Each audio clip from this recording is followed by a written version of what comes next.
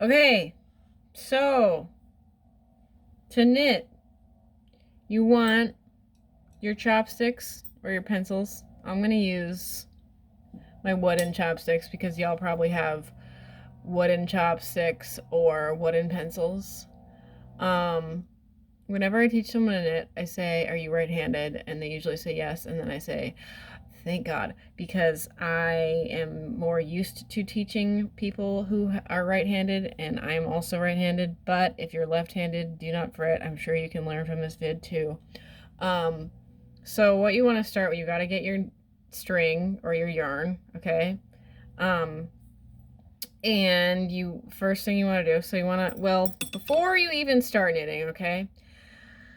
I want you to hang out with your whatever you're using as needles. Just like hang out with your needles or needle substitutes, kind of like get to know them, feel how long they are, feel what they feel like in your hands, and also like hold them kind of like you would knitting needles. This is generally the position you want to be holding knitting needles. However, everyone is different and everyone holds their needles their own way. But yeah, just kind of like hold on to them for a minute and get to know them, okay? And hang out.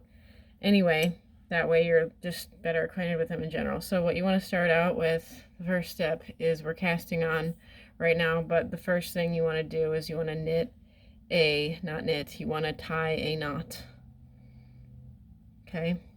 Just tie a regular ass, no fancy knot, and you want to have a tail on your yarn on the other side of your knot. Okay, so this is the long one and it goes to the ball of yarn, and this is the tail, and you want to make your tail 6 inches 15 centimeters long minimum, because it can become undone if you do it too short. That's gonna get undone, so you want to make this 6 inches or 15 centimeters. Okay, this actually might be a better video for left-handed people because I'm pretty sure the image is going to be reverse when I post it. Anyway, get your needle in your left hand. Got your knot. Put it on your needle. Okay?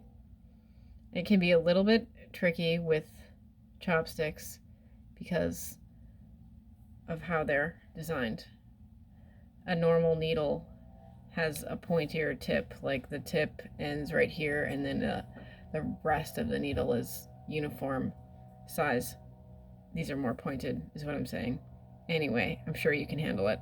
So we've got our knot on our needle, and you can tighten it. Don't go like this. Don't do this dumb shit and be like, because that's just gonna fuck with you. See, now I fucked it up. Don't make it too tight. Try your best not to make it too tight, okay? So we got this. There we go. Get your other needle. And what you want to do is when I teach kids this, I tell them to touch the other side of their needle. You don't actually have to, but it might help. Touch your needle below. This is your first stitch, actually. You've already done a stitch. Good job. Touch your needle.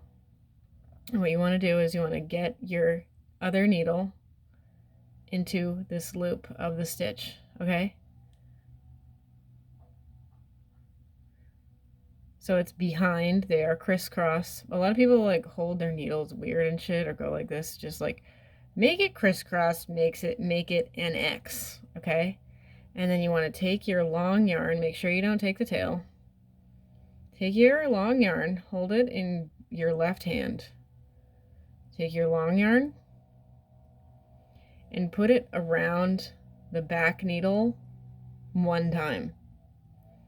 And then you can drop it. Okay? I'll do that again. You got your needle, put in the one stitch, take your long string or yarn, put it around your back needle, okay? So what we're gonna do next, it's gonna look complicated, but chill out, because I'm sure you can get it if you watch it enough times. You're gonna take this yarn, that yarn you just put over the needle, you're going to pull it through this loop, and you're going to pull it towards you, okay? You can kind of pull it. It's probably going to be easier if you pull it down a little bit, like your needles are touching, you pull it down a little bit. So you see, there's that loop. You bring that loop. You want to be touching, see how the tip of my needle is touching the other needle? And you pull it towards you. That's a new loop that you have made. And you can put it on your, other needle. Tighten it a bit. You have casted on. Okay? I'm going to do that again.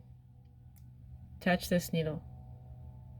Go through that loop behind it so that they are crisscross. Hold on to it with both hands. Make sure you don't grab your tail. Put it around. You bring that loop through the loop you just made with this needle below, okay? I like to grab the yarn, and that kind of stabilizes it. Okay, so you bring that towards you. You got a new loop. Put it on here. Tighten it. You got a new loop. You have cast it on. So however many stitches you cast on, this determines the width of the project. So if I were to knit this right now, I would have a teeny tiny little like doll scarf, right? So I'm just going to do that a bunch. So however wide you want it, that's how many stitches you want to put on. And when you have casted on as many stitches to when you're satisfied, you want to count that amount of stitches, and you want to try to remain within that amount of stitches, okay? I'm going to do another cast on. So I'm touching the needle here. I am maneuvering it, getting it through here so that my needles are crisscross. Bring the big yarn, put it around the back needle. Bring that loop through this one below. Here, I'll do a different angle. So we're grabbing that yarn, pull it towards you. That's our new loop. Cast on.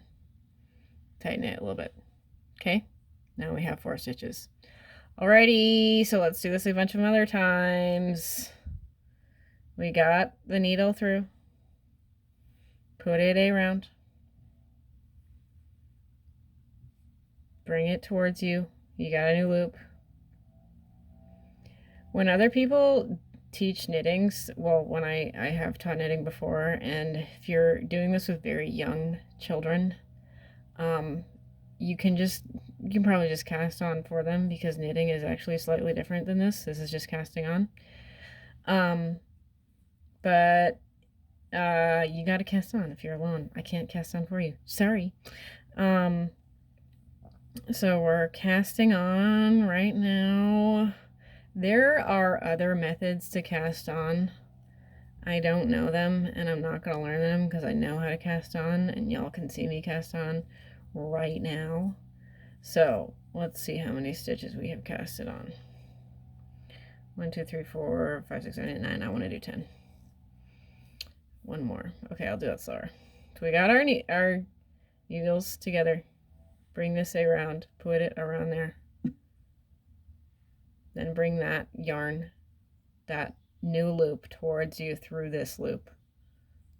Hold your yarn to stabilize it. New loop. Bam. Cast it on. Okay, so now we're actually going to knit. Okay, we're going to knit. So, with knitting, what you're doing is you're creating, this is called a row. This is technically the first row. This is row number 1. Okay? So we have 1 row. We're going to knit another row. And we're going to add new loops on top of these loops. They're, I guess the technical word for them is stitches. We're going to add new stitches onto these stitches. Okay? And we're going to knit. And then they're going to transfer onto this other needle. Okay? So, again, like I tell the kids I've taught to knit but it's up to you. You don't have to do this. Touch your needle. This is stitch number 1. Okay? So touch your needle right here. Get it through this first stitch loop. This is a lot like casting on, but stay with me. Through the front door. That's the front door. Once around the back. Peek through the window. That's the window. Pull it through towards you.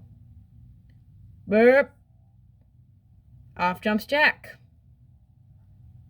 Don't worry, we're going to do it again. I'm going to tighten that out a little bit. Through the front door. Once around the back. Peek through the window. Pull it towards you. Off jumps Jack. There's another rhyme with sheep, but I don't remember it right now. Something about catching sheep. I forget. Okay. Through the front door. Once around the back. Peek through the window. Off jumps Jack. I'm kind of using my other hand, my left hand, to push off the needles to help me transfer them over here. It's up to you whether or not you do that. But so what I'm doing is go touch here. This is a lot like casting on. You go through the back of the stitch, you bring this around, you bring your yarn around, and then you are going to pull that loop through here. And instead of pulling it towards you and putting the new loop on the needle like casting on, you're just pulling that loop off entirely once you've made a new loop on this needle, okay? So now you've got a new loop. This is the fourth stitch. Good job. So here, we're touching the needle. Touch the needle right here. Go through the loop in the back and then put it in on the back. Bring the yarn around. Bring that loop through that current loop on the needle and pull it off. We got 5 stitches on this side.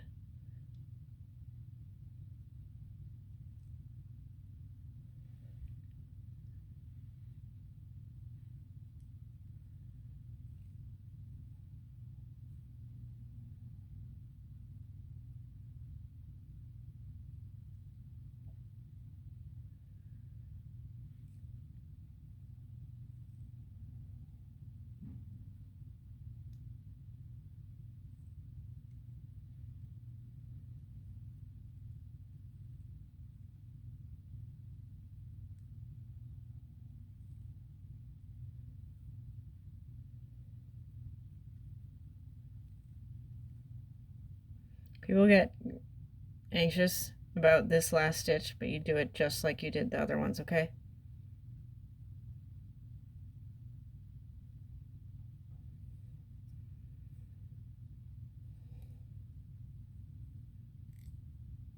Can tighten it a little bit. Ta-da! You've knitted your first row. Yay! The reason I say you should count your stitches is because it's very easy with beginner knitters. Here, I'll mess up on purpose. For them to add or subtract stitches as you're knitting for the first time. So like this is something that other knitters do easily. So like you can have the yarn pulled back wrong like this. And that looks like 2 new stitches. That looks like 2 stitches right there, doesn't it? And then we have 11 instead of 10. But so what some new knitters do is they like knit that one. What it is this is 1 stitch. But if you pull it back, you've got both sides of the other stitch, and you can add another stitch that way. Or you can just drop a stitch. I'm just gonna knit again. So yeah, you can knit those 2 stitches. I'll just make it 11. That's not really a good way to increase if you're trying to increase. I'm just like telling you that right now. There's a better method to increase. But then now I'm gonna have 11 stitches. It's okay though.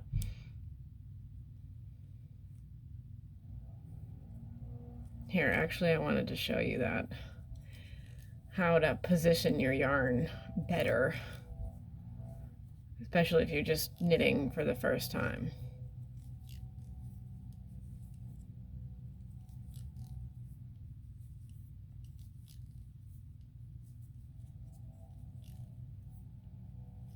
Okay, so we got our row right here. And you want to have your yarn, kind of in front of you like this. Okay? You don't want to have it back like this, then it's actually twisted kind of. You're on the wrong side. You want to have your yarn in front of you like this, and you want to be, I say you want to be counting your stitches, because I mean generally you do want to maintain the amount of stitches you have in knitting, but since it's your first time knitting probably, and you mess up and you start out with 10 and you have 13 by the end, don't worry about it. You're still learning. It's okay. I really advocate for people to learn knitting as a child, because that's how it worked for me, and then it definitely works for other people that way too. If you learn when you're a child, like I learned it when I was 8. I learned how to knit. My grandma taught me how to knit when I was 8. I didn't like it. I could physically do it. I was able to physically do it, and I knitted a couple rows, but then I was like, don't care, I'm gonna play outside, but then I learned to knit again. My mom taught me to knit again when I was 14, and then I remembered I had done it before. I remembered how to knit because I had done it before. And it's really good to use your fine motor skills. Everyone ought to be using their fine motor skills in some way, and it's really important for brain development of everyone, especially children.